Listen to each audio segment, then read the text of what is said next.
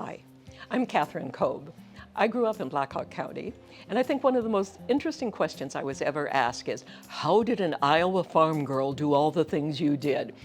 And the answer is, because we live in a community that believes in education.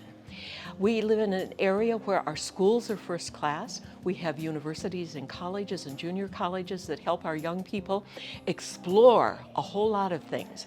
And I remember as a child reading the Little Dutch Twins, the Little Norwegian Twins, and my fourth grade geography book was all about somebody who lived in a place called the Belgian Congo. And that gave me an idea that I wanted to see part of the world. But I also wanted to teach school. I played school with my dolls and my younger sisters. And then I found out I could teach high school speech and drama. And that was just super.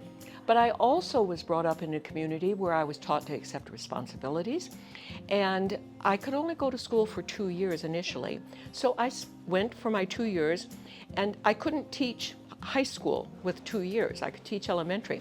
Went back, finished my degree, and then I was lucky enough, I did teach speech and drama for 4 years in Newton, Iowa, and that was fantastic. I loved it. But during that time, as a responsible Iowa teacher, of course, I was working on my master's degree because that's what Iowa teachers do. Like most teachers at that time, was trying to scrape together 2 nickels. And I ended up keeping house for a woman who was a retired Foreign Service secretary and who encouraged me to look into becoming a Foreign Service officer, working for our Department of State overseas. And that began my 27-and-a-half-year career working in the Foreign Service. I served in a variety of areas. I served in Africa. I served in East Europe, in Romania. But I also had the joy of serving in Munich and Vienna. And finally, my last overseas post was Australia.